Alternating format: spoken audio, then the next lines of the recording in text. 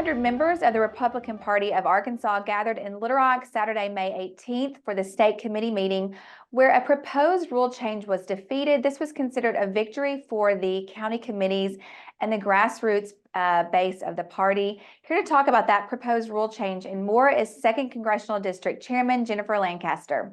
Hey, Jennifer. Hey, Jenny. Good morning. Thanks for having me on. Yeah, thank you for joining us today. I thought, Jen would be a good person to have on to debrief over Saturday's meeting. And so there's just several things that I want to talk to you about. But first, let's start with the rule change. I know that you and I and others have talked about this a lot. This would have effectively changed the state convention to require a 2/3 vote rather than the majority to amend the party platform. As I mentioned, this was defeated. I think that this was a victory for our county committee members and our grassroots base of the party. Give us your overall impression. Yes, well, it was a really big day for the Patriots in the party, and it was very exciting to see them come together and stand in solidarity to protect the people's voice. And we ultimately did prevail on two fronts, but of course, the most important one I would say is the one that you just discussed, which was the 2/3 rule change. And it has been a very hot topic for the last at least month or two. It became very hot the last week as there were certain legislators and individuals that were whipping the legislative vote. And all the legislators do have a vote on the state committee. And so they were being whipped to show up and to vote in favor of this proposed rule change. So it was a big victory for the people that we were able to overcome that force. During that, the parliamentarian made a call at one point. What did you think about her call? I was very surprised by her call. And break it down for those who aren't familiar. There was a question raised about whether or not it was appropriate for the state committee, that body, right. to bring the. So go ahead and tell viewers about it. Sure. Brenda Vassar-Taylor, a conduit, raised this brilliant point. And she brought up Article 1, Section 1B. And if you want, I'm going to read it so that people will know exactly what it says. It says that the final authority in all party matters shall rest in the biennial Republican State Convention, which shall be deemed to have delegated such interim authority to the state committee and executive committee as is necessary to carry out the purposes and objectives of the party. So Miss Taylor, she made a point of order, a point of information. She asked the parliamentarian to specifically speak on this issue. Now, if you don't mind, I want to just break down that section before I tell you what the parliamentarian said. So as we see here, the convention, which the convention is the body of the people. This is truly the body that is most representative of the people, because unlike the state committee and other bodies, the committee and other bodies actually have positions that are given to certain people within the party structure. The convention itself, nobody gets an automatic seat. Everyone that attends is going to be an individual that was voted on in their respective county committees at their county convention. So it truly is like a grassroots, we the people meeting and body. So that body only meets every 2 years. So this rule says that the body, because they only meet every 2 years, sometimes there are issues that need to be addressed throughout those 2 following years, right? So the convention then delegates some of their authority to a committee, the state committee. And they are then allowed with that delegated authority to conduct the necessary business items of the convention on behalf of the convention. So what has happened is that the state committee actually has, as I said, certain individuals that are given spots on there. They're not elected, they're not beholden to the people. They can't really lose those positions. They hold them by virtue of being an elected official.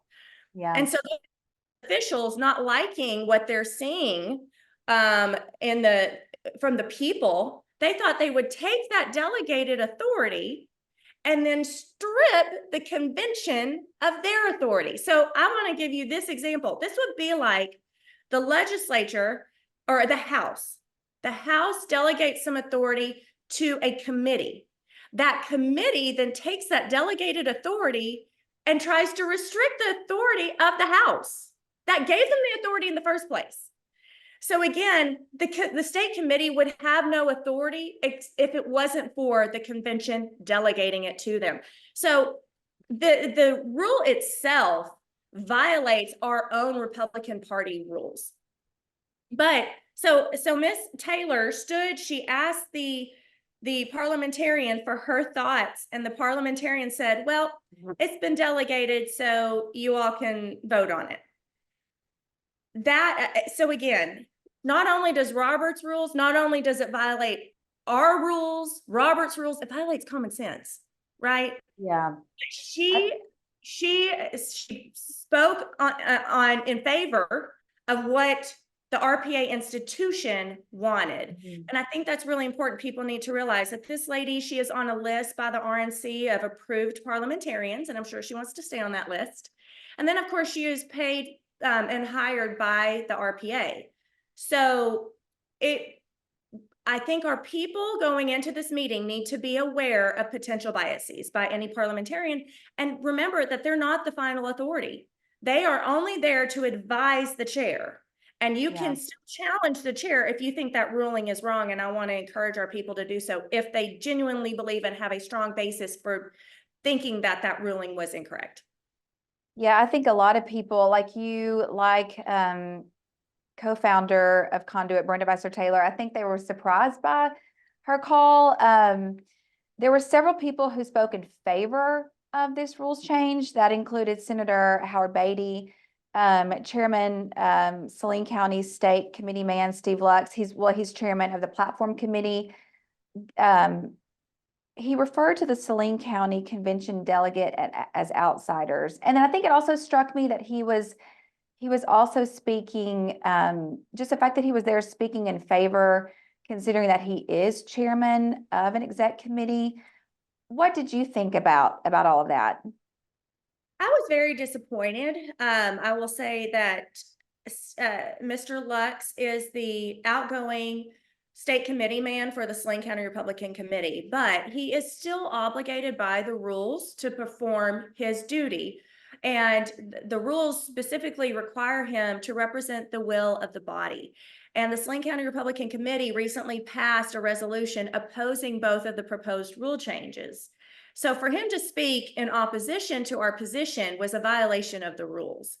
And so that was very disappointing to see. Now, regarding his specific remarks, he made mention that these new people, these outsiders, I don't think we, the people, the people who are wanting to get involved in the party and help make a difference and help direct policy within the party and say, this is what we believe and this is what we think the party should represent, should ever be referred to as outsiders. Our motto is Regnant Populus, we the people rule. So they are very much inside just by virtue of their position. But it came across as very condescending and dismissive of the people that are wanting to get involved. I would also say that those people, while they might not have been involved in the party for decades, like Mr. Lux and many others, they very much have the institutional knowledge at this point because there are people that are pouring into them. And I'll go ahead and admit it. I'm one of them. While I am still learning, I'm certainly newer than Mr. Lux. I have read the rules so many times. I read Robert's rules, and I take time to pour into and help the people that are trying to learn. They want to learn. And I know when I became a new member of the party, nobody really took that time to teach me. I didn't know we had a platform. I didn't know we had rules. I just thought we met once a month and, talk politics. And so I'm trying to help people the way I had hoped I had been helped. And so there are, and I'm not the only one, I just don't want to speak for others, but there are a lot of people that are doing that are helping the newer people learn the structure, learn the rules, and learn, quote, the institution. But I think the biggest problem with Mr. Lux's remarks is that while there's truth that institutional knowledge is valuable, when the institutional knowledge is elevated above principle, that's when you have the problem. And the people are more focused on principle than they are the institution and the preservation of it. That's a really good point. Something else that was interesting to me on that Saturday after the vote was tallied, Chairman Joseph Wood came back and he made the announcement. I'm not sure if this was intentional or not. I just wanted to point it out and see what your thoughts were. When Chairman Wood made the announcement that the result, that the rule change had failed, he said, well, but it didn't reach a 2/3 majority vote. Was that to say to those of us who were against the rule change, well, hey, be glad that we have a 2/3 here because otherwise it would have passed. What did you think of that remark? So I was not in the room when the remark was made. So I want to make that clear before I give my thoughts on it. But I have heard from multiple people that he said something along the lines of, well, we won, but we lost, or something like that. Like we had the majority, but we didn't have the 2/3. Yes. And I think that caused some confusion. And something that I tell the people a lot is that, and I don't know, again, I wasn't there, so I don't feel like I should make a judgment call on what what the chairman's intentions were. But I do think that this can be an opportunity to remind people of what I often say, which is that the other side, the establishment does intentionally cause confusion sometimes. And they do that because nobody really wants to raise their hand and say, I'm sorry, I don't understand. But I want our people to remember that it's not unusual for the confusion to be intentional. And if you're confused or you don't understand something, it's very likely that 90% of the people in the room also don't understand. So you're doing everyone else a favor by raising your hand and asking for clarification. And that can be done with a simple point of information. Mr. Chairman, if I vote this way, is this what this means? If I vote that way, is this what this means? When you said this, did you mean that?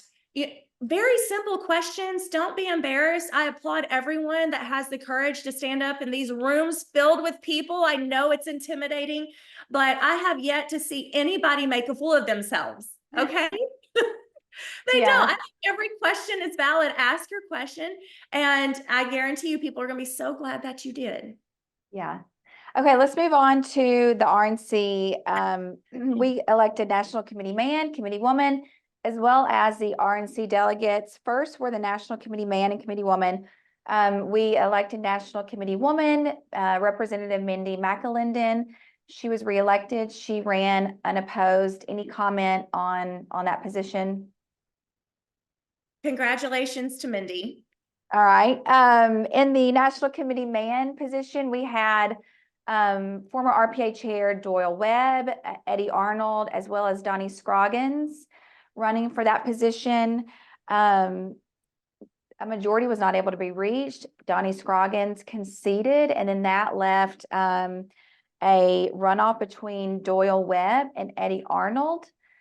I think that some people were surprised that Eddie Arnold came out on top and won that National Committee Man race. What did you think about that? It was an interesting race because there were three individuals involved. Mr. Scroggins, he jumped in rather late. And but I would say, I think on the political spectrum, he was the most conservative. And then you had, I would say, Eddie Arnold and then Doyle Webb. That's my opinion on that. But I think because he jumped in late and wasn't able to do the campaigning, I think that hurt him in his race. So, but I applaud him for jumping in. That's a tough race. You've got two individuals who have been fixtures in the party for a long time, and they've done some good things, and they have a lot of name recognition. So it takes courage to jump in, and so I applaud Mr. Scroggins for that. Now, between Doyle Webb and Eddie, Mr. Webb, as we know, he was the longest serving Republican Party chairman in the history of the party. And he did a lot to get our party to where it is. I think what we're seeing is just the people are wanting some fresh faces, and I think that people are wanting a party that reflects their values and no longer is just an insulation of the structure of the institution of the RPA, because the institution itself is not really designed. Well, it may have originally been designed, but it no longer represents the will of the people. Instead, it truly does just insulate the status quo. It protects the elected officials, and it prevents any accountability to them from within the party. And when we bring that up to the party apparatus and the people within the party that have significant influence, they say, well, that can be done at the polls.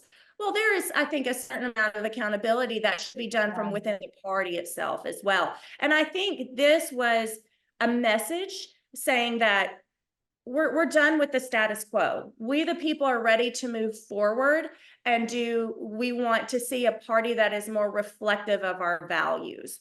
And so I think that's what that race represented. Yeah, that's a good point. Okay, and then finally, the remaining delegates for the Republican National Convention, those were chosen, as our viewers remember. A number of delegates were chosen at the Congressional District Special Conventions on May 11th. And then these that were chosen on May 18th, these were at large. I don't remember exactly how many were on the list, Jen. I don't know if you do. But everyone, got up, gave a 30-second speech about why they should be chosen as a delegate. And then, of course, that was done by ballot. It was really interesting. I had a lobbyist text me and say, this person was not there, but they said that they heard that there was a clean sweep by the Patriot Movement regarding the RNC delegate list, as well as the rules change. And I guess I just really hadn't thought of it that way for the Patriots, but how do you see it? I think I walked out of the meeting on Saturday very, very proud of our people for standing firm. And I do think it was certainly that day sent a message that the Patriot, the grassroots, the people aren't going anywhere, and we're gaining steam. And I think I want to just remind our people that we do that by sticking together and remaining focused on principles and our values. And we need to, when we have successes like this, we need to be grace-filled victors, and we need to we don't need to rub it in. We need to build bridges where we can, but always, first and foremost, stand firm on our principles. But to answer your question, yes, I would say that Saturday was a big day for the grassroots people, and it's one that should be celebrated. Anything else that we haven't covered about the 18th that you would want to point out? I think we can thank Mr. Wood and other members of the RPA executive team who worked hard to put those events together. As somebody who puts events together, that's a lot of work, and that's tough. Yeah. And I think overall, it was well done. And thank you to the governor for ordering pizzas, because it was a long day, and I thought that was a very thoughtful gesture. And at this point, I just want to encourage our people to stick together and to start preparing for June 8th. That's going to be a really big day, and the other side is not happy with us. So don't think that they're just going to take this line down. So we need to be as innocent as doves and wise as serpents, as Jesus told his disciples. And so let's get together and let's start preparing for June 8th. Great insight, Jen. Thank you so much for joining us. Thank you, Jenny.